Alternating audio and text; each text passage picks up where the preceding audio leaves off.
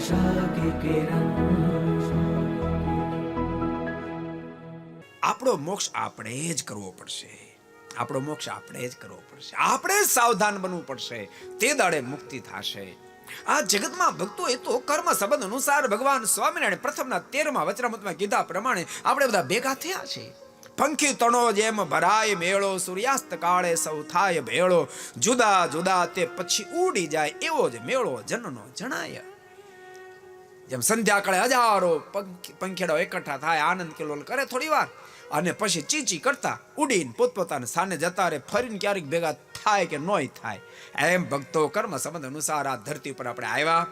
કોઈ માતાનું પાત્ર ભજવી રહ્યા છે, કોઈ પિતાનું પાત્ર, કોઈ દીકરાનું, કોઈ કાકાનું, કોઈ કાકીનું, વગેરે વગેરે પાત્રો ભજવીએ છીએ. પણ છેવટે આંખ વિચારતાની સાથે બધા સંબંધો વિરામ પામશે. પછી કોઈ કામ નહીં લાગે.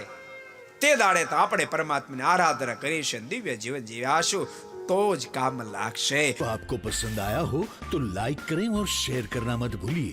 सब्सक्राइब करें सरदार कथा चैनल को और बेल आइकॉन पर क्लिक करना मत भूलिए लेटेस्ट वीडियो सबसे पहले पाने के लिए.